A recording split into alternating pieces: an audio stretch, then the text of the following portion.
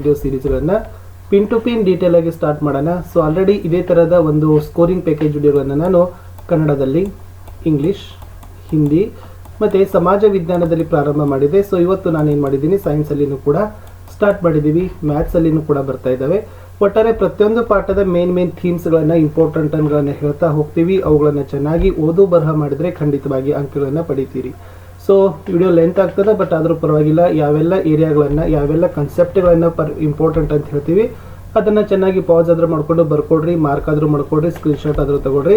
ಒಟ್ಟಾರೆ ಇದು ನಿಮಗೆ 7 ಅಂಕಗಳು ನಿಮ್ಮ ಬೆಳಕು, ಪ್ರತಿಫಲನ ಮತ್ತು ವಕ್ರೀಭವನ ಪಾಠಕ್ಕೆ ಖಂಡಿತವಾಗಿ ಅಂಕಗಳನ್ನು ತಂದು ಕೊಡ್ತಾರೆ. ವಿಡಿಯೋಗೊಂದು ಲೈಕ್ ಇರಲಿ, ನಿಮ್ಮ ಗೆಳೆಯರಿಗೊಂದು ಶೇರ್, ಹಾಗೂ ಫಸ್ಟ್ ಟೈಮ್ ಚಾನಲ್ಗೆ ವಿಸಿಟ್ ಮಾಡಿದರೆ ಸಬ್ಸ್ಕ್ರೈಬ್ ಮಾಡೋದನ್ನು ಮಾತ್ರ ಮರೆಯದಿರಿ. ಸೊ ಕೆಲವೇ ದಿನಗಳಲ್ಲಿ ನಿಮ್ಮ ಫುಲ್ ಸೈನ್ಸನ್ನು ಇದೇ ಥರನಾಗಿ ಒನ್ ಶೂಟ್ ವಿಡಿಯೋಗಳೆಲ್ಲ ನಾವು ಕವರನ್ನು ಮಾಡಿಕೊಡ್ತೀನಿ. ಸೊ ಫಸ್ಟ್ ಸ್ವಲ್ಪ ಬೆಳಕಿನ ಗುಣಗಳ ಬಗ್ಗೆ ತಿಳಿದುಕೊಳ್ಳೋದಾದರೆ, ಬೆಳಕು ನೇರ ಪಥದಲ್ಲಿನೇ ನಡೀತದೆ, ಬೆಳಕು ನಿರ್ವಾತದಲ್ಲಿ ಗರಿಷ್ಠ ವೇಗದಲ್ಲಿ ಚಲಿಸ್ತದೆ, ಬೆಳಕು ಪಾರದರ್ಶಕ ವಸ್ತುವಿನ ಮೂಲಕ ಹಾದು ಹೋಗ್ತದೆ, ಬೆಳಕು ಅಪಾರದರ್ಶಕ ವಸ್ತುವಿನಲ್ಲಿ ನೆರಳನ್ನು ಉಂಟು ಮಾಡ್ತದೆ, ಬೆಳಕು ವಸ್ತುವಿನ ಮೇಲೆ ಬಿದ್ದಾಗ ವಸ್ತುವಿನಿಂದ ಪ್ರತಿಫಲಿಸಬಹುದು, ವಕ್ರೀಭವನಗೊಳ್ಳಬಹುದು, ಹೀರಿಕೊಳ್ಳಲೂಬಹುದು. ಇದು ಬೆಳಕಿನ ಗುಣಗಳು. ಇನ್ನು ಬೆಳಕಿನ ಪ್ರತಿಫಲನ ವೆರಿ ಮೋಸ್ಟ್ ಇಂಪಾರ್ಟೆಂಟ್. ಸೊ ನೀವು ಬಹೆಟ್ ಮಾಡಲೇಬೇಕು. ಏನಪ್ಪ ಪ್ರತಿಫಲನ ಅಂದ್ರೆ, ವಸ್ತುವಿನ ಮೇಲೆ ಬಿದ್ದ ಬೆಳಕು ಮರಳಿ ಬರೋ ವಿದ್ಯಮಾನಕ್ಕೆ ನಾವು ಪ್ರತಿಫಲನ ಅಂತ ಕರಿತೀವಿ. ಇದು ಇಂಪಾರ್ಟೆಂಟ್ ಇತ್ತು. ಇನ್ನು ಪ್ರತಿಫಲನದ ನಿಯಮಗಳು ಬರ್ತದೆ, 2 ನಿಯಮಗಳು. ಒಂದನೇದು ಪತನ ಕೋನ ಪ್ರತಿಫಲನ ಕೋನಕ್ಕೆ ಸಮನೇ ಆಗಿರ್ತದೆ. ಎರಡನೇದು ಪತನ ಕಿರಣ, ಪ್ರತಿಫಲನ ಕಿರಣ ಮತ್ತು ಪತನ ಬಿಂದುವಿನಲ್ಲಿ ಪ್ರತಿಫಲನದ ಮೇಲ್ಮೈಗೆ ಎಳೆದ ಲಂಬ, ಈ 3 ಒಂದೇ ಸಮತಲದಲ್ಲಿ ಇರ್ತವೆ ಅನ್ನೋದನ್ನ ಸೊ ನೀವು ಇದು ಯಾವುದು ಪ್ರತಿಫಲನ ಮತ್ತು ಪ್ರತಿಫಲನದ ನಿಯಮಗಳನ್ನ ನೋಡಿಕೊಳ್ಳಲೇಬೇಕು. 2 ಮಾರ್ಕ್ಸ್ಗೆ ಬಂದೇ ಬರ್ತದೆ. ಇನ್ನು ದರ್ಪಣಗಳು ಬರ್ತಾವ. ಫಸ್ಟ್ ದರ್ಪಣದ ಡೆಫಿನೇಷನ್ ನೋಡೋದಾದ್ರೆ, ಮೆರಗುಗೊಳಿಸಿದ ಮೇಲ್ಮೈ ಹೊಂದಿರುವ ವಸ್ತುವನ್ನೇ ದರ್ಪಣ ಅಂತ ಕರಿತೀವಿ. ಹಾಗಾದ್ರೆ ಈ ದರ್ಪಣದಲ್ಲಿ ಏನಾಗ್ತವಪ್ಪ ಅಂದ್ರೆ, ಸತ್ಯಬಿಂಬ ಪ್ರತಿಬಿಂಬ ಮತ್ತು ಮಿಥ್ಯ ಪ್ರತಿಬಿಂಬಗಳನ್ನು ಪಡಿತಾವೆ. ಈ ದರ್ಪಣಗಳಲ್ಲಿ 2 ಟೈಪ್ಸು, ಒಂದು ಸಮತಲ ದರ್ಪಣ, ಇನ್ನೊಂದು ಗೋಳೀಯ ದರ್ಪಣ. ಹಾಗಾದರೆ ಸಮತಲ ದರ್ಪಣದ ಸ್ವಭಾವಗಳು ಕೇಳ್ತಾರೆ. ಸೊ ನೋಡಿ, ಈ ಸಮತಲ ದರ್ಪಣದಲ್ಲಿ ಪ್ರತಿಬಿಂಬ ಯಾವಾಗಲೂ ಮಿಥ್ಯ ಮತ್ತು ನೇರು ಇರ್ತದೆ, ವಸ್ತುವಿನ ಗಾತ್ರಕ್ಕೆ ಸಮನೇ ಇರ್ತದೆ.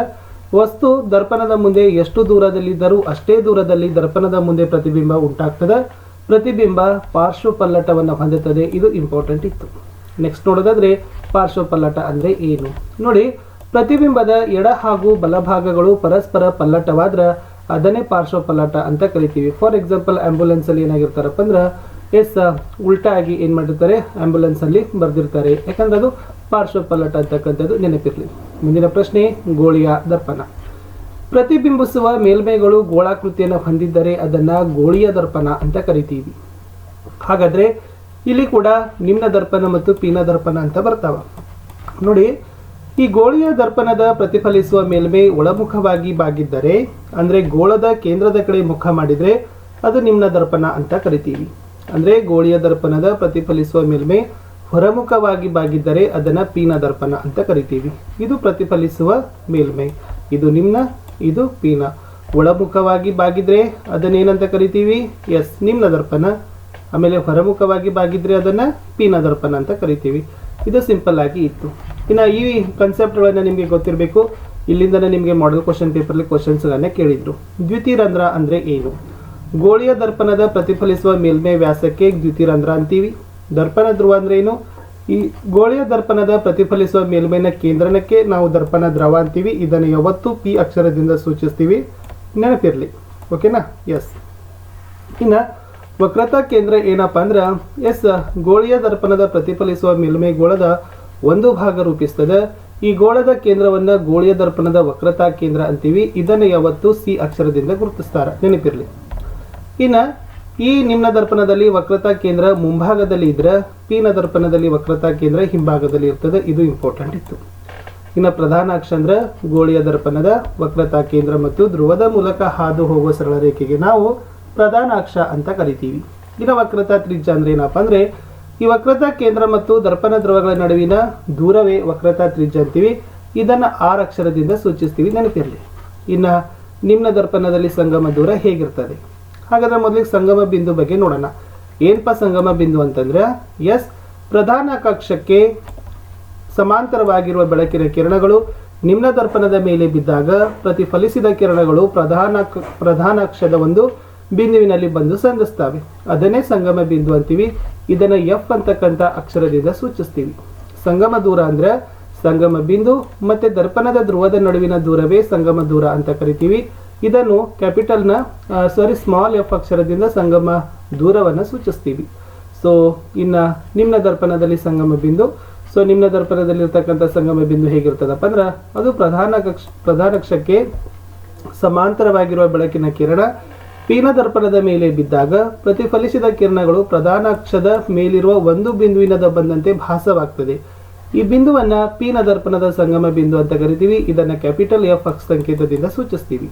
ಇನ್ನ ನೆಕ್ಸ್ಟ್ ಇದು ಒಂದೇ ನೆನಪಿಟ್ಕೊಡ್ರಿ, ಗೋಳೀಯ ದರ್ಪಣಗಳ ವಕ್ರತಾ ತ್ರಿಜ್ಯ ಅದರ ಸಂಗಮ ದೂರದ 2ರಷ್ಟು ಇರ್ತದೆ. R = 2f ಅಂತಕ್ಕಂಥದ್ದು ಇದ್ರ ಮೇಲೆ ನಿಮಗೆ ಲೆಕ್ಕ ಮಾಡ್ಲಿಕ್ಕೂ ಕೂಡ ಕೊಡ್ತಾರೆ.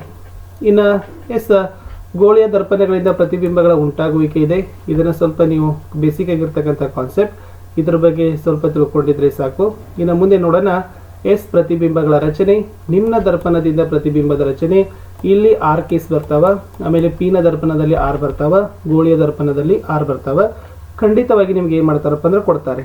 ಹೇಗೆ ಕ್ವಶನ್ ಕೇಳ್ತಾರೆ ನೋಡಿ, ನಿಮ್ನ ದರ್ಪಣದಲ್ಲಿ ವಸ್ತು ದರ್ಪಣದಿಂದ ಅನಂತ ದೂರದಲ್ಲಿ ಇಟ್ಟಾಗ ಸೊ ಹೇಗಾಗ್ತದ, ಅದರ ಸ್ಥಾನ ಪ್ರಧಾನ ಸಂಗಮ ಎಫ್ ನಲ್ಲೇನೆ ಬರ್ತದೆ. ಓಕೆನಾ, ಇದು ಪ್ರಧಾನ ಸಂಗಮ. ಆಮೇಲೆ ಪ್ರತಿಬಿಂಬದ ಗಾತ್ರ ಅತಿ ಚಿಕ್ಕ ಗಾತ್ರದ ಚುಕ್ಕೆ ಗಾತ್ರ ಆಗಿರ್ತದೆ. ನೆಕ್ಸ್ಟ್ ಸ್ವಭಾವ ಸತ್ಯ ತಲೆ ಕೆಳಗಾದ ಪ್ರತಿಬಿಂಬ ಬರ್ತದೆ. ಇನ್ನು ಸಿ ನಿಂದ ಆಚೆ ಇಟ್ಟಾಗ ನೋಡ್ಕೊಡ್ರಿ, ಇದು ಸಿ ನಿಂದ ಆಚೆ ಇಟ್ಟಾಗ ಇದು ಸ್ಥಾನ ಸಿ ಮತ್ತು ಎಫ್ ನಡುವೆನೇ ಬರ್ತದೆ. ಇದು ಸಿ ಇದೆ ಮತ್ತು ಎಫ್ ನಡುವೆನೇ ಬರ್ತದೆ. ಆಮೇಲೆ ಪ್ರತಿಬಿಂಬದ ಸ್ಥಾನ ಅದು ವಸ್ತುಗಿಂತ ಚಿಕ್ಕ ಕಾಣ್ತದ. ಸ್ವಭಾವ ಸತ್ಯ ತಲೆ ಕೆಳಗಾದ ಪ್ರತಿಬಿಂಬ ಅಂತ ಹೇಳ್ತೀವಿ. ಇನ್ನು ಸಿ ನಲ್ಲಿ ಇದ್ದಾಗ ಸಿ ನಲ್ಲಿ ಇದ್ದಾಗ ಹೇಗಿದೆ ಅದನ್ನು ಕೂಡ ನೋಡ್ಕೊಡ್ರಿ. ಆಮೇಲೆ ಸಿ ಎಫ್ ಗಳ ನಡುವೆ ಇದ್ದಾಗ ಮೋಸ್ಟ್ ಇಂಪಾರ್ಟೆಂಟ್ ಇದಾವೆ. ಇವೆಲ್ಲ ಇರೋದು ನಿಮ್ನ ದರ್ಪಣದಲ್ಲಿ ಇರ್ತಕ್ಕಂಥದ್ದು, ನಿಮಗೆ ಗೊತ್ತಿರಬೇಕು. ನಿಮ್ನ ದರ್ಪಣದ ಒಂದು ಕಡೆ ಬರ್ಕೊಡ್ರಿ, ಪೀನ ದರ್ಪಣದಲ್ಲಿ ಒಂದು ಕಡೆ ಬರ್ಕೊಡ್ರಿ. ಆಮೇಲೆ ಇದರ ಯಾವ ತನ್ನಾಗಿರ್ತಕ್ಕಂಥ ಸ್ಥಾನ ಗಾತ್ರ ಸ್ವಭಾವ ಬರ್ತದೆ ಅನ್ನೋದನ್ನ ನಿಮಗೆ ಬರಲೇಬೇಕು, ಯಾಕಂದ್ರೆ ಅದು ಮೋಸ್ಟ್ ಇಂಪಾರ್ಟೆಂಟ್ ಆಗಿರ್ತಕ್ಕಂಥದ್ದು. ಇಷ್ಟು 6 ಕೇಸಸ್ ನಿಮ್ನ ದರ್ಪಣದಲ್ಲಿ ಬರ್ತವೆ. 6 ಕೂಡ ಒಂದು ಕಡೆ ನೀಟಾಗಿ ಬರ್ಕೊಂಡು ಪ್ರಾಕ್ಟೀಸ್ ಮಾಡ್ಕೊಡ್ರಿ. ಈಗ ಪ್ರತಿ ಸಲ ಕೇಳ್ತಾರೆ ನಿಮ್ನ ದರ್ಪಣದ ಉಪಯೋಗಗಳು. ಇದನ್ನು ಟಾರ್ಚ್ ಮತ್ತು ತಪಾಸಣಾ ದೀಪಗಳಲ್ಲಿ ಬಳಸ್ತೀವಿ, ವಾಹನಗಳ ಮುಂಭಾಗದ ದೀಪಗಳಲ್ಲಿ ಬಳಸ್ತೀವಿ, ಕ್ಷೌರ ಕನ್ನಡಿಯಾಗಿ ಬಳಸ್ತೀವಿ, ದಂತ ಚಿಕಿತ್ಸೆಯಲ್ಲಿ ಹಲ್ಲುಗಳ ದೊಡ್ಡ ಪ್ರತಿಬಿಂಬ ಪಡೀಲಿಕ್ಕೆ ಬಳಸ್ತೀವಿ, ಸೌರ ಕುಲುಮೆಯಲ್ಲಿ ಸಹಿತ ನಿಮ್ನ ದರ್ಪಣವನ್ನು ಬಳಸ್ತೀವಿ ಅನ್ನೋದು ಇಂಪಾರ್ಟೆಂಟ್ ಇತ್ತು. ಇನ್ನು ಪೀನ ದರ್ಪಣದಲ್ಲಿ ಹೋಗೋಣ. ಸೊ ಪೀನ ದರ್ಪಣದಲ್ಲಿ ಕೂಡ ನಾನು ನಿಮ್ಗೆ ಏನು ಮಾಡ್ತೀನಪ್ಪ ಅಂದರೆ ಉಪಯೋಗಗಳನ್ನು ನೋಡೋಣ. ಫಸ್ಟ್ ಇಲ್ಲಿ ಉಪಯೋಗಗಳನ್ನು ನೋಡೋದಾದ್ರೆ ಇದನ್ನು ಸಾಮಾನ್ಯವಾಗಿ ವಾಹನಗಳಲ್ಲಿ ಹಿನ್ನೋಟ ದರ್ಪಣವಾಗಿ ಬಳಸ್ತೀವಿ. ಯಾಕೆ ಬಳಸ್ತಾರೆ ಅಂದರೆ ಚಿಕ್ಕದಾದ ಮತ್ತು ನೇರ ಪ್ರತಿಬಿಂಬ ಉಂಟು ಮಾಡ್ತದೆ. ಇದು ಹೊರ ಅಂಚಿನ ಕಡೆಗೆ ವಕ್ರತೆಯನ್ನು ಹೊಂದಿರೋದ್ರಿಂದ ಇವುಗಳ ದೃಷ್ಟಿ ಕ್ಷೇತ್ರ ಬಹಳ ಅಧಿಕವಾಗಿ ಇರ್ತದೆ. ಇನ್ನು ರಸ್ತೆ ತಿರುವುಗಳಲ್ಲಿ ಕನ್ನಡಿಯಾಗಿ ಬಳಸ್ತಾರೆ. ಕಾರಣ ದೊಡ್ಡದಾದ ಪೂರ್ಣ ಪ್ರತಿಬಿಂಬವನ್ನು ಪಡೀಲಿಕ್ಕೆ, ಆಮೇಲೆ ಅಪಘಾತವನ್ನು ತಡಿಲಿಕ್ಕೆ ಅನ್ನೋದನ್ನು ಕೂಡ ಬರಬೇಕು. ನೋಡಿ ಕಾನ್ಸೆಪ್ಟ್ ಎಲ್ಲ ಸೇಮ್ ಇದ್ದಾವೆ, ಬಟ್ ಕೇಳ್ತಕ್ಕಂಥ ಕ್ವಶನ್ಸ್ಗಳಲ್ಲಿ ಮಾತ್ರ ನಿಮಗೆ ಸ್ವಲ್ಪ ಏನಾದರೂ ವ್ಯತ್ಯಾಸ ಅನಿಸಿ ನೀವು ಕನ್ಫ್ಯೂಸ್ ಮಾಡ್ಕೊಳ್ಬೋದು. ಬಟ್ ನಾನು ಹೇಳಿದ್ದಿಷ್ಟು ನೋಡ್ಕೊಂಡು ಹೋದರೂ ಕೂಡ ಆರಾಮಾಗಿ ನಿಮ್ಮದು ಸ್ಕೋರ್ ಆಗ್ತದೆ, ಡೋಂಟ್ ವರಿ. ಇನ್ನು ಕಾರ್ಟಿಷಿಯನ್ ಸಾಂಪ್ರದಾಯಿಕ ಸಂಕೇತಗಳು ಅಂತ ಬರ್ತದೆ. ಇಲ್ಲಿ ಪ್ರಧಾನ ಅಕ್ಷಕ್ಕೆ ಸಮಾಂತರವಾಗಿರುವ ಎಲ್ಲ ದೂರಗಳನ್ನು ದರ್ಪಣ ಧ್ರುವದಿಂದ ಅಳಿತೀವಿ. ಸೊ ಇದು ಕೂಡ ಸ್ವಲ್ಪ ನೋಡ್ಕೊಡ್ರಿ. ಇನ್ನು ನೆಕ್ಸ್ಟ್ ನೋಡೋದಾದ್ರೆ ದರ್ಪಣದ ಸೂತ್ರ 1 ಮಾರ್ಕ್ಸಿಗೆ ಬಹಳ ಸರಿ ಇದನ್ನು ಕೇಳಿದ್ದಾರೆ. ಗೋಳೀಯ ದರ್ಪಣದಲ್ಲಿ ದರ್ಪಣದ ಧ್ರುವದಿಂದ ವಸ್ತುವಿಗೆ ಇರೋ ದೂರಕ್ಕೆ ನಾವು ವಸ್ತು ದೂರ ಅಂತ ಕರಿತೀವಿ. ಇನ್ನು ದರ್ಪಣದಿಂದ ಧ್ರುವದಿಂದ ಪ್ರತಿಬಿಂಬಕ್ಕೆ ಇರೋ ದೂರವನ್ನ ಪ್ರತಿಬಿಂಬದ ದೂರ ಅಂತ ಕರಿತೀವಿ. ದರ್ಪಣದ ಧ್ರುವದಿಂದ ಪ್ರಧಾನ ಸಂಗಮಕ್ಕಿರುವ ದೂರವನ್ನೇ ಸಂಗಮ ದೂರ ಅಂತ ಕರಿತೀವಿ. ಸೊ ಏನು ಕರೀತಾರೆ, ಯಾವ ಅಕ್ಷರದಿಂದ ಗುರುತಿಸ್ತಾರೆ, ಸೂಚಿಸ್ತಾರೆ ಅನ್ನೋದು ಕೂಡ ಇಂಪಾರ್ಟೆಂಟ್. ಇನ್ನು ದರ್ಪಣದ ಸೂತ್ರ ಅಂತ ಒಂದು ಬರ್ತದೆ. ಸೊ ನೋಡಿ, ದರ್ಪಣದ ಅರ್ಥ ಮತ್ತೆ ದರ್ಪಣದ ಸೂತ್ರ = 1/v + 1/u = 1/f ಅಂತಕ್ಕಂಥದ್ದು ಇದು ದರ್ಪಣದ ಸೂತ್ರ. ಬಾಯ್ಟ್ ಮಾಡ್ಕೊಡ್ರಿ, 1 ಮಾರ್ಕ್ಸ್ಗೆ ಬರ್ತದೆ. ಇನ್ನು ವರ್ಧನೆನೂ ಕೇಳ್ತಾರೆ, ಅದು ಕೂಡ ಡೆಫಿನೇಷನ್ ಏನಪ್ಪ ಅಂದ್ರೆ ದರ್ಪಣಗಳಿಂದ ಉಂಟಾದ ಪ್ರತಿಬಿಂಬದ ಎತ್ತರ ಮತ್ತೆ ವಸ್ತುವಿನ ಎತ್ತರಗಳ ನಡುವಿನ ಅನುಪಾತಕ್ಕೆ ನಾವು ವರ್ಧನೆ ಅಂತ ಕರಿತೀವಿ. ಇದನ್ನ m ಅಂತಕ್ಕಂಥ ಅಕ್ಷರದಿಂದ ಸೂಚಿಸ್ತೀವಿ. ಸೊ ವರ್ಧನೆಯ ಸೂತ್ರ ಏನಪ್ಪ ಅಂದ್ರೆ ಪ್ರತಿಬಿಂಬದ ಎತ್ತರ ಭಾಗಿಸು ವಸ್ತುವಿನ ಎತ್ತರ ಅಂತ ಕರೀತಾರೆ. ಇದು ಇಂಪಾರ್ಟೆಂಟ್ ಅದ. ಇನ್ನು ದರ್ಪಣದ ಮೇಲೆ ಕೆಲವೊಂದಿಷ್ಟು ನಿಮಗೆ ಸಮಸ್ಯೆಗಳು ಬರ್ತವೆ. ಸೊ ಈ ತರನಾಗಿರ್ತಕ್ಕಂಥ ಒಂದು 2 ಅಂಕಕ್ಕೆ ಲೆಕ್ಕ ಕೊಡ್ತಾರೆ. 15 ಸೆಂಟಿಮೀಟರ್ ಸಂಗಮ ದೂರ ಅದ. ನಿಮ್ನ ದರ್ಪಣದ ಮುಂದೆ 25 ಸೆಂಟಿಮೀಟರ್ ದೂರದಲ್ಲಿ ವಸ್ತುವನ್ನ ಇಟ್ಟಾರ. ಸ್ಪಷ್ಟ ಪ್ರತಿಬಿಂಬ ಪಡೀಲಿಕ್ಕೆ ದರ್ಪಣದಿಂದ ಎಷ್ಟು ದೂರದಲ್ಲಿ ಇರಬೇಕು ಅಂತ ಕೇಳಿದ್ದಾರೆ. ದರ್ಪಣದಿಂದ ಎಷ್ಟು ದೂರ ಅಂತ ಕೇಳಿದ್ದಾರೆ.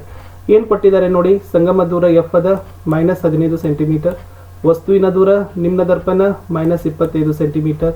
ಇಲ್ಲಿ ನಿಮ್ನ ದರ್ಪಣ ಅಂತಂದ್ರೆ ಮೈನಸ್ ಅಲ್ಲೇನೆ ಬರ್ತದೆ, ಅದು ನಿಮಗೆ ನೆನಪಿರಬೇಕು. ಆಮೇಲೆ ನಾವು ಕಂಡುಹಿಡಿತಕ್ಕಂಥದ್ದು ಪ್ರತಿಬಿಂಬದ ದೂರ ಅಂದ್ರೆ ಫಿ ಕಂಡುಹಿಡಿಬೇಕು. ಸೊ ದರ್ಪಣದ ಸೂತ್ರ ಇದೆ 1/v + 1/u = 1/f. ನಮಗೆ ಫಿ ಬೇಕಾಗಿದೆ ಅಂತಂದ್ರೆ ನಾವೇನ್ ಮಾಡೋಣ, ಫಿ ಈಚೆಗೆ ತೆಗೆದುಕೊಂಡ್ರೆ 1/f - 1/u ಅಂತ ಬರ್ತದೆ.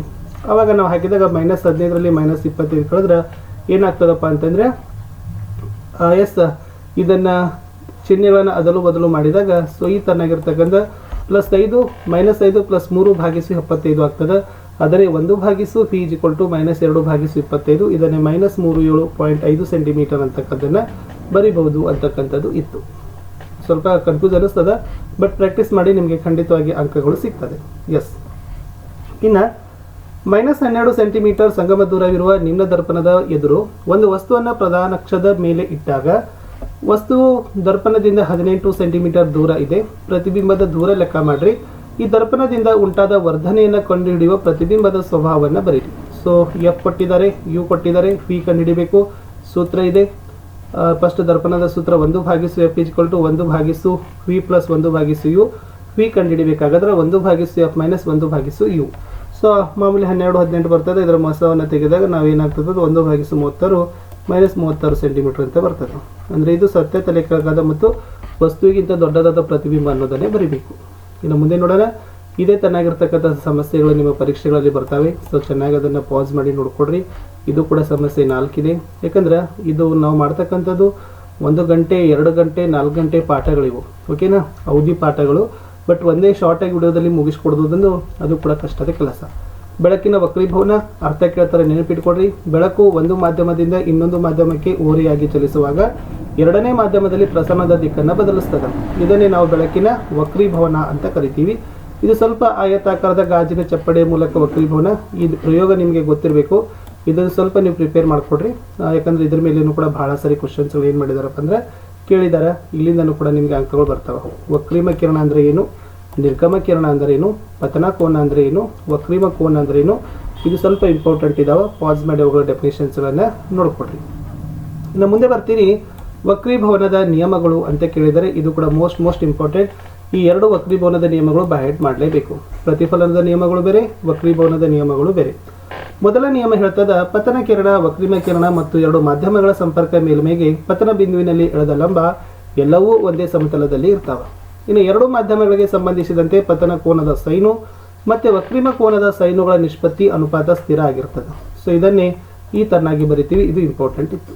ಇನ್ನು ವಕ್ರೀಭವನ ಸೂಚ್ಯಂಕ, ಯಾವುದಕ್ಕೆ ವಕ್ರೀಭವನ ಸೂಚ್ಯಂಕ ಅಂತೀವಿ ಅಂದ್ರೆ ಪತನ ಕೋನ ಮತ್ತು ವಕ್ರೀಮ ಕೋನಗಳ ಅನುಪಾತ ಅಥವಾ 2 ಮಾಧ್ಯಮಗಳಿಗೆ ಸಂಬಂಧಿಸಿದಂತೆ ದಿಕ್ಕಿನ ಬದಲಾವಣೆಯಲ್ಲಿ ಉಂಟಾದ ಪ್ರಮಾಣವನ್ನು ವಕ್ರೀಭವನ ಸೂಚ್ಯಂಕ ಅಂತ ಕರಿತೀವಿ. ಇದೊಂದು ನೆನಪಿಟ್ಕೊಡ್ರಿ. ಬೆಳಕು ನಿರ್ವಾತ ಪ್ರದೇಶದಲ್ಲಿ ಅತಿ ಹೆಚ್ಚು ಎಂದರೆ 3 × 10⁸ ಮೀಟರ್/ಸೆಕೆಂಡ್ -1 ವೇಗದಲ್ಲಿ ಚಲಿಸ್ತದೆ ಅಂತ ಕೇಳಿದರೆ ಇದು ಇಂಪಾರ್ಟೆಂಟ್ ಇತ್ತು. ಇನ್ನು ಇದು ಇದೆ ನೋಡಿ, ಹೆಚ್ಚು ವಕ್ರೀಭವನ ಸೂಚ್ಯಂಕ ಹೊಂದಿರುವ ಮಾಧ್ಯಮಗಳಲ್ಲಿ ಬೆಳಕಿನ ವೇಗ ಕಡಿಮೆನೇ ಇರ್ತದೆ. ಇದು ಇಂಪಾರ್ಟೆಂಟ್ ಆಗಿರ್ತಕ್ಕಂಥ ಕನ್ಸೆಪ್ಟ್ ಇತ್ತು. ಸೊ ಮೇನ್ ಆಗಿ ಹೇಳ್ತಾ ಇದ್ದೀನಿ. ನಿರಪೇಕ್ಷ ವಕ್ರೀಭವನ ಸೂಚ್ಯಂಕ ಇದು ಕೂಡ ಸ್ವಲ್ಪ ನೋಡ್ಕೊಡ್ರಿ. ಈ ಟೇಬಲ್ ನಿಮಗೆ ಗೊತ್ತಿರಬೇಕು. ದ್ರವ್ಯ ಮಾಧ್ಯಮ ಏನಿದೆ ಅದರ ವಕ್ರೀಭವನ ಸೂಚ್ಯಂಕ ಏನಿದೆ. ಸೊ ಗಾಳಿಯಲ್ಲಿ, ಮಂಜುಗಡ್ಡೆಯಲ್ಲಿ, ನೀರು, ಆಲ್ಕೋಹಾಲ್, ಇದ್ರ ಮೇಲೆ ಬೇಸಿಕ್ ಆಗಿ ನಿಮ್ಗೆ ಏನಾಗ್ತಾವಪ್ಪ ಅಂದ್ರೆ ಕ್ವಶನ್ಸ್ಗಳು ಬರ್ತಾವೆ, ಓಕೆನಾ. ಎಸ್. ಇಲ್ಲೊಂದು ಪ್ರಶ್ನೆ ಕೇಳಿದ್ರೆ ನಿಮಗೆ ವಜ್ರದ ವಕ್ರೀಭವನ ಸೂಚ್ಯಂಕ 2.42 ಇದರ ಅರ್ಥ ಏನು ಅಂತ ನಿಮಗೆ ಲಾಸ್ಟ್ ಮಾಡೆಲ್ ಕ್ವಶನ್ ಪೇಪರಲ್ಲಿ ಕೇಳಿದರು. ಹೇಗೆ ಬರೀತೀರಿ? ಗಾಳಿಯಲ್ಲಿ ಬೆಳಕಿನ ವೇಗ ವಜ್ರದಲ್ಲಿ ಬೆಳಕಿನ ವೇಗಕ್ಕಿಂತ 2.42 ಪಟ್ಟು ಹೆಚ್ಚಾಗಿದೆ. ಸೊ ಈ ತರನಾಗಿರ್ತಕ್ಕಂಥ ಪ್ರಶ್ನೆಗಳು ಬರ್ತವೆ. ಇದನ್ನು ಕೂಡ ಸ್ವಲ್ಪ ನೋಡ್ಕೊಡ್ರಿ. ಇಲ್ಲಿ ಒಂದು ಪ್ರಾಬ್ಲಮ್ ಕೊಟ್ಟಿದ್ದಾರೆ, ಬೆಳಕಿನ ವೇಗವನ್ನು ಲೆಕ್ಕ ಹಾಕೋದು. ಸೊ ಮಾಧ್ಯಮದ ವಕ್ರೀಭವನದ ಸೂಚ್ಯಂಕದ ಸೂತ್ರ ಹಾಕಿ ಅದನ್ನು ನೀವೇನು ಮಾಡ್ತೀರಿ, ಲೆಕ್ಕಗಳನ್ನು ಮಾಡ್ತೀರಿ. ಇನ್ನು ಮಸೂರಗಳಿಗೆ ಬರೋಣ. ಇಲ್ಲಿ ಪೀನ ಮಸೂರ ಮತ್ತು ನಿಮ್ನ ಮಸೂರದ ವ್ಯತ್ಯಾಸಗಳನ್ನು ಕೇಳ್ತಾರೆ. ಸೊ ನೋಡಿ, ಪೀನ ಮಸೂರಕ್ಕೆ ಇರ್ತಕ್ಕಂಥ ಇನ್ನೊಂದು ಹೆಸರು ದ್ವಿಪೀನ ಮಸೂರ ಅಂತ ಕರಿತೀವಿ. ಯಾಕಪ್ಪ ಅಂದ್ರೆ ಈ ಮಸೂರ ಹೊರಭಾಗಿದ 2 ಗೋಲಿಯ ಮೇಲ್ಮೈಗಳನ್ನು ಹೊಂದಿದ್ದರೆ ಅದನ್ನು ದ್ವಿಪೀನ ಮಸೂರ ಅಥವಾ ಪೀನ ಮಸೂರ ಅಂತೀವಿ. ಬಟ್ ಒಂದು ಮಸೂರ ಒಳಭಾಗಿದ 2 ಗೋಲಿಯ ಮೇಲ್ಮೈಗಳನ್ನು ಹೊಂದಿದ್ದರೆ ಆ ಮಸೂರನ್ನ ದ್ವಿನಿಮ್ನ ಮಸೂರ ಅಥವಾ ನಿಮ್ನ ಮಸೂರ ಅಂತ ಕರಿತೀವಿ. ಹಾಗಾದ್ರೆ ಪೀನ ಮಸೂರ ಮತ್ತು ನಿಮ್ನ ಮಸೂರದ ವ್ಯತ್ಯಾಸ. ಪೀನ ಮಸೂರ ಹೊರಭಾಗಿರ್ತದೆ, ನಿಮ್ನ ಮಸೂರ ಒಳಮುಖವಾಗಿ ಬಾಗಿರ್ತದೆ. ಪಿನ ಮೊಸರ ಅಂಚು ತೆಳು ಮಧ್ಯದಪ್ಪು, ನಿಮ್ನ ಮೊಸರ ಮಧ್ಯ ತೆಳು ಅಂಚದಪ್ಪು. ಪಿನ ಮೊಸರ ಬೆಳಕಿನ ವಿಕಿರಣಗಳನ್ನ ಕೇಂದ್ರೀಕರಿಸ್ತದ, ನಿಮ್ನ ದರ್ಪಣ ಬೆಳಕಿನ ಕಿರಣಗಳನ್ನ ವಿಕೇಂದ್ರೀಕರಿಸ್ತದ. ಇದರ ಮೇಲೆ ನಿಮಗೆ ಲಾಸ್ಟ್ ಕ್ವಶನ್ ಬಂದಿತ್ತು, ಅದು ಕೂಡ ಗೊತ್ತಿರಲಿ. ಓಕೆನಾ? ಎಸ್. ಆಮೇಲೆ ಗೋಳಿಯ ದರ್ಪಣಕ್ಕೆ ಸಂಬಂಧಿಸಿದಂತೆ ಪದಗಳ ಅರ್ಥ. ವಕ್ರತಾ ಕೇಂದ್ರ ಅಂದ್ರೆ ಏನಂತೀವಿ? ಮಸೂರದ ವಕ್ರ ಮೇಲ್ಮೈ ಉಂಟು ಮಾಡುವ ಗೋಳಗಳ ಕೇಂದ್ರವೇ ವಕ್ರತಾ ಕೇಂದ್ರ. ಪ್ರಧಾನ ಅಕ್ಷ ಅಂದ್ರ ಮಸೂರದ ವಕ್ರತಾ ಕೇಂದ್ರಗಳ ಮೂಲಕ ಹಾದು ಹೋಗುವ ಕಾಲ್ಪನಿಕ ರೇಖೆ. ದೃಕ್ ಕೇಂದ್ರ ಅಂದ್ರ ಮಸೂರದ ಕೇಂದ್ರ ಬಿಂದುವನ್ನ ದೃಕ್ ಕೇಂದ್ರ ಅಂತೀವಿ, ಇದನ್ನ ಓ ಅಕ್ಷರದಿಂದ ಸೂಚಿಸ್ತೀವಿ. ವಕ್ರತಾ ತ್ರಿಜ್ಯ ಅಂದ್ರ ವಕ್ರತಾ ಕೇಂದ್ರ ದೃಕ್ ಕೇಂದ್ರಗಳ ನಡುವಿನ ದೂರವೇ ವಕ್ರತಾ ತ್ರಿಜ್ಯ. ದ್ಯುತಿರಂಧ್ರ ಅಂದ್ರ ಗೋಳಿಯ ಮಸೂರದ ವೃತ್ತಾಕಾರದ ಸೀಮಾರೇಖೆಯ ವ್ಯಾಸವೇ ದ್ಯುತಿರಂಧ್ರ ಅಂತ ಕರಿತೀವಿ. ಇನ್ನು ಪಿನ ಮಸೂರದ ಸಂಗಮ ದೂರ ಮತ್ತೆ ನಿಮ್ನ ಮಸೂರದ ಸಂಗಮ ದೂರ ಪ್ರಧಾನ ಸಂಗಮಗಳ ಬಗ್ಗೆ ಇದ್ದಾವೆ, ಅದನ್ನು ಕೂಡ ಸ್ವಲ್ಪ ಇಂಪಾರ್ಟೆಂಟ್ ಅದ, ಅದನ್ನು ನೋಡ್ಕೊಡ್ರಿ. ನಾನು ನಿಮಗೆ ಮೇನ್ ಇಂಪಾರ್ಟೆಂಟ್ ಆಗಿರ್ತಕ್ಕಂಥದ್ದನ್ನು ಅಷ್ಟೇ ಹೇಳ್ತಾ ಇದ್ದೀನಿ. ಮಸೂರದ ವಕ್ರತಾ ತ್ರಿಜ್ಯ ಸಂಗಮ ದೂರದ 2 ಇರ್ತದೆ, r=2f. ಇದು ನೆನಪಿನಲ್ಲಿ ಇಟ್ಕೊಡ್ರಿ. ಇನ್ನು ಮುಂಚೆ ನಾನು ನಿಮಗೆ ನಿಮ್ನ ಮಸೂರದ ಹೇಳಿದೆ, ಈಗ ಪಿನ ಮಸೂರದಲ್ಲಿ ಉಂಟಾದ ಪ್ರತಿಬಿಂಬಗಳು. ಇಲ್ಲಿನೂ 6 ಕೇಸಸ್ ಇದಾವೆ. 6 ಕೇಸಸ್ಗಳನ್ನ ನೀವೇನು ಮಾಡಬೇಕು? ಪ್ರಿಪೇರ್ ಮಾಡಬೇಕು. ಒಂದೇದು, ವಸ್ತು ಮಸೂರದಿಂದ ದೂರದಲ್ಲಿ ಇಟ್ಟಾಗ ಅದರ ಸ್ಥಾನ F2 ನಲ್ಲಿ ಬರ್ತದೆ. ಗಾತ್ರ ಚಿಕ್ಕ ಮತ್ತು ಚುಕ್ಕೆ ಗಾತ್ರ, ಸ್ವಭಾವ ಸತ್ಯ ತಲೆ ಕೆಳಗಾದ ಪ್ರತಿಬಿಂಬ. ಈ ರೇ ಡಯಾಗ್ರಾಮ್ ಅನ್ನು ನಿಮಗೆ ಬಿಡಿಸಲಿಕ್ಕೆ ಬರಲೇಬೇಕು. ಆಮೇಲೆ ಇದು 2F1 ನಡುವೆ ಇಟ್ಟಾಗ, ಇದು 2F1 ನಲ್ಲಿ ಆಚೆ ಇದ್ದಾಗ ಇದೆ, ಇದು 2F1 ನಲ್ಲಿ ಇದ್ದಾಗ. ಆಮೇಲೆ 2F1 ಮತ್ತೆ F1 ನಡುವೆ ಇದ್ದಾಗ ಇದು ಹೇಗೆ ಬರ್ತದೆ? ಇದು ಇಂಪಾರ್ಟೆಂಟ್ ಅದ. ಇನ್ನು ವಸ್ತು F1 ನಲ್ಲಿ ಇದ್ದಾಗ ಇದು ಇಂಪಾರ್ಟೆಂಟ್ ಅದ. ವಸ್ತು F1 ಮತ್ತು ದ್ಯುತಿ ಕೇಂದ್ರಗಳ ನಡುವೆ ಇಟ್ಟಾಗ ಇದು ಕೂಡ ಇಂಪಾರ್ಟೆಂಟ್ ಇತ್ತು. ಓಕೆನಾ? ಸ್ವಲ್ಪ ನಿಮ್ನ ಮಸೂರದಲ್ಲಿ ಉಂಟಾಗುವ ಪ್ರತಿಬಿಂಬಗಳು ಯಾವತ್ತು ಹೆಂಗಿರ್ತಾವ? ನೇರ, ಚಿಕ್ಕ ಮತ್ತು ಮಿಥ್ಯ ಪ್ರತಿಬಿಂಬವನ್ನು ಉಂಟು ಮಾಡ್ತವೆ ಅನ್ನೋದನ್ನ ಬರಿಬೇಕು. ಇದು ನಿಮ್ಗೆ ಅರ್ಧ ಮಾರ್ಕ್ಸ್ ಆದ್ರೂ ನಿಮಗೆ ಈ ಕೇಸಸ್ಗಳು ಇರ್ತದಲ್ಲ ಅಲ್ಲಿ ಕೊಡ್ತಾರೆ. ಮಸೂರದ ವರ್ಧನೆ ಮತ್ತು ಸೂತ್ರ, ಇದು ಇಂಪಾರ್ಟೆಂಟ್ ಇದೆ. ಮಸೂರದ ವರ್ಧನೆಯ ಸೂತ್ರ ಏನಪ್ಪ? ಮಸೂರದ ಸೂತ್ರ ಏನಪ್ಪ ಅಂದ್ರೆ 1/v - 1/u = 1/f. ಇನ್ನು ವರ್ಧನೆ ಅಂದ್ರೆ ಈ ಮಸೂರಗಳಿಂದ ಉಂಟಾದ ಪ್ರತಿಬಿಂಬದ ಎತ್ತರ ಮತ್ತು ವಸ್ತುಗಳ ನಡುವಿನ ಅನುಪಾತವೇ ವರ್ಧನೆ ಅಂತೀವಿ, ಇದನ್ನು m ಅಕ್ಷರದಿಂದ ಸೂಚಿಸ್ತೀವಿ. ಇದರ ವರ್ಧನೆ ಕಂಡುಹಿಡಿಯುವ ಸೂತ್ರ ಪ್ರತಿಬಿಂಬದ ಎತ್ತರ ಭಾಗಿಸು ವಸ್ತುವಿನ ಎತ್ತರ. ಇದು ಇಂಪಾರ್ಟೆಂಟ್ ಇತ್ತು. ಇನ್ನು ವರ್ಧನೆಯ ಮೌಲ್ಯ ಹೇಗಿರ್ತದೆ ಅಂತ ಕೇಳಿದರೆ ಇದನ್ನು ನೋಡ್ಕೊಡ್ರಿ. m ಸಮ ಇದ್ದಾಗ ವಸ್ತುವಿನ ಎತ್ತರ ಸಮ, ಪ್ರತಿಬಿಂಬ ಮತ್ತು ವಸ್ತುವಿನ ಎತ್ತರ ಸಮ, m > 1 ಸ್ಮಾಲರ್ ದ್ಯಾನ್ 1, ಅದನ್ನು ಕೂಡ ನೋಡ್ಕೊಡ್ರಿ. ಈ ಥರದ ಸಮಸ್ಯೆಗಳು ಸಹಿತ ನಿಮ್ಗೆ ಏನು ಮಾಡ್ತಾರಪ್ಪ ಅಂದರೆ ಕೊಡ್ತಾರೆ. ಸೊ ಇಷ್ಟು ಏನಾಗಿತ್ತಪ್ಪ ಅಂದರೆ ಬೆಳಕು ಪ್ರತಿಫಲನ ಮತ್ತು ವಕ್ರೀಭವನದಲ್ಲಿ ನೀವು ಮಾಡ್ತಕ್ಕಂಥ ತುಂಬ ಮೋಸ್ಟ್ ಇಂಪಾರ್ಟೆಂಟ್ ಆಗಿರ್ತಕ್ಕಂಥ ಲೆಕ್ಕ ಇತ್ತು. ವರ್ಧನೆಗಳನ್ನು ಕಂಡುಹಿಡಿತಕ್ಕಂಥ ಲೆಕ್ಕಿದೆ. ಸೊ ವರ್ಧನೆಗಳ ಸೂತ್ರದ ಮೇಲೆ ನೀವೇನು ಮಾಡಬೇಕಾಗ್ತದೆ? ಲೆಕ್ಕಗಳನ್ನು ಬಿಡಿಸ್ಬೇಕಾಗ್ತದೆ. ಇದು ಕೂಡ ಇಂಪಾರ್ಟೆಂಟ್ ಇತ್ತು. ಸೊ ಸ್ವಲ್ಪ ವಿಡಿಯೋನ ಪಾಸ್ ಮಾಡಿಕೊಂಡು ಚೆನ್ನಾಗಿ ಅದನ್ನು ನೋಡಿಕೊಂಡಿದ್ದೆ ಆದರೆ ಸೊ ಈ PDF ನಿಮಗೆ ತುಂಬಾ ಯೂಸ್ ಆಗ್ತದೆ ಅಂತ ಹೇಳ್ತಾ ಲಾಸ್ಟ್ ನೋಡೋಣ. ಮಸೂರದ ಸಾಮರ್ಥ್ಯ. ಬೆಳಕಿನ ಕಿರಣಗಳನ್ನು ಕೇಂದ್ರೀಕರಿಸುವ ಅಥವಾ ವಿಕೇಂದ್ರೀಕರಿಸುವ ಸಾಮರ್ಥ್ಯವನ್ನೇ ನಾವು ಮಸೂರದ ಸಾಮರ್ಥ್ಯ ಅಂತ ಕರಿತೀವಿ. ಅದನ್ನು P ಸಂಕೇತದಿಂದ ಸೂಚಿಸ್ತೀವಿ. ಮಸೂರದ ಸಾಮರ್ಥ್ಯ ಸಂಗಮ ದೂರಕ್ಕೆ ವಿಲೋಮ ಅನುಪಾತದಲ್ಲಿ ಇರ್ತದೆ. ಮಸೂರದ ಸಾಮರ್ಥ್ಯದ ಸೂತ್ರ P = 1/f. ಮಸೂರದ ಸಂಗಮ ದೂರ F = 1/p ಅಂತ ಇರ್ತದೆ.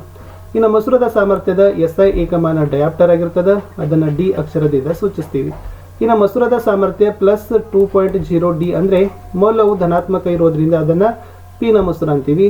-2.5D ಅಂದರೆ ಋಣಾತ್ಮಕ ಇರೋದ್ರಿಂದ ಅದನ್ನು ನಿಮ್ನ ಮಸೂರ ಅಂತ ಕರಿತೀವಿ. ಓಕೆನಾ? ಸೊ ಇದು +20 ಡಯಾಪ್ಟರ್ ಅಂದ್ರೆ ಸಂಗಮ ದೂರ 50 ಸೆಂಟಿಮೀಟರ್ ಇರ್ತದೆ. -2.